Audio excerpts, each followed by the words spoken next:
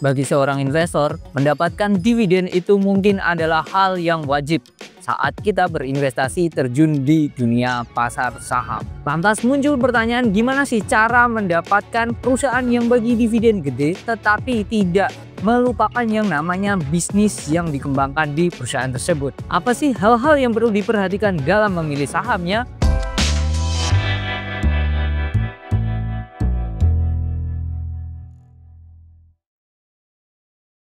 Dividen yang gede mungkin itu adalah hal yang paling disukai saat kita terjun ke persahaman duniawi. Namun banyak yang nggak siap. Di saat suatu perusahaan membagikan dividen yang gede, besar kemungkinan saat ex-date dividen harga sahamnya akan anjlok. Contohnya yang terjadi pada Adro kemarin ini. Mereka membagikan dividen, bahkan dividen yieldnya itu setara dengan 30% kalau kita bandingkan dengan harga sahamnya. Efeknya apa? Saat ex-date mereka langsung di ARB turun 25%.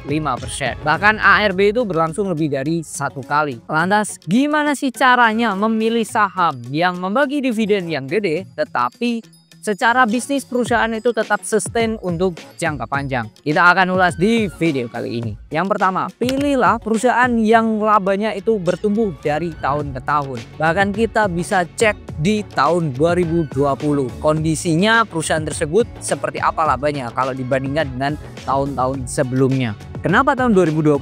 Karena di tahun tersebut itu tahun krisis. Bisa saja perusahaan tersebut untuk mendapatkan laba itu sudah sangat oke. Apalagi dia masih bisa bertumbuh dibandingkan 2019.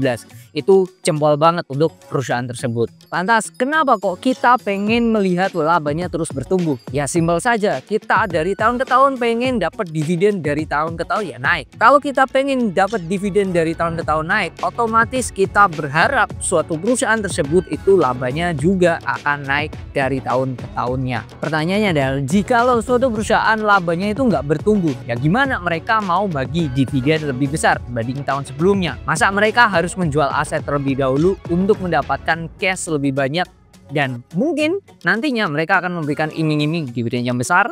Yang kedua, carilah perusahaan yang membagikan DPR atau dividen payout ratio itu range 40% sampai 75%.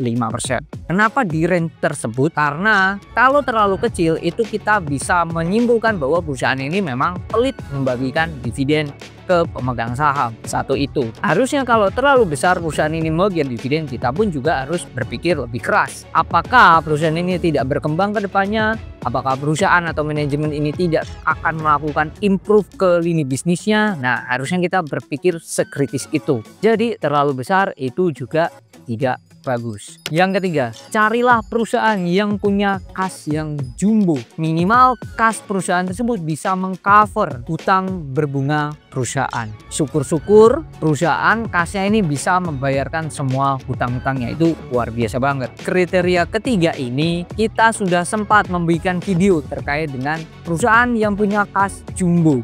Nah, kalian bisa tonton siapa saja perusahaan-perusahaan tersebut. Nah, listnya ada di situ. Tetapi kas yang jumbo ini tidak relevan untuk perusahaan perbankan. Kalau sektor perbankan yang kita lihat adalah CAR-nya, Capital Adequacy Ratio. Ini adalah rasio kecakupan perusahaan perbankan untuk bisa mengcover resiko kerugian yang kemungkinan akan didapatkan. Kalau menurut saya pribadi, carilah perbankan yang CAR-nya itu di atas 20%. Contoh perusahaan perbankan yang punya CAR di atas 20% itu ada Bank BCA, ada Bank BRI, Mandiri, BNI, ada Bank Niaga, ada Bank Jatim, dan apalagi ya kalian harus cari sendiri. Apa saja selain yang saya sebutkan tadi. Yang keempat, carilah perusahaan yang rajin bagi dividen di atas 10 tahun dan dividen yieldnya itu di atas rata-rata. Kenapa 10 tahun? Karena kita mau lihat track record perusahaan ini dari sebelum-sebelumnya. Kalau mereka punya track record yang oke, rajin bagi dividen dalam 10 tahun terakhir tuh memang perusahaan ini emang royal dan membagi dividen ke pemegang saham. Tapi di atas itu karena judulnya kita pengen cari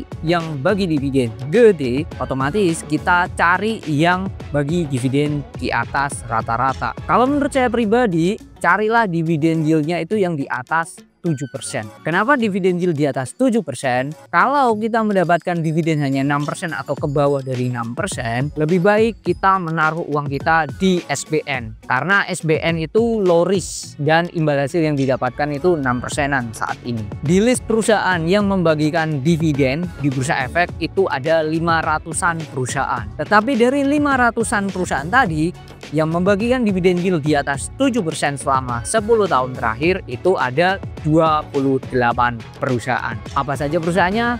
Berikut list saham-sahamnya. Mungkin itu 4 kriteria yang mungkin kalian bisa jadikan filter dalam memilih saham yang membagikan dividen gede tapi tidak melupakan perkembangan bisnisnya ke depannya. Semoga bermanfaat dan sampai jumpa di video lainnya.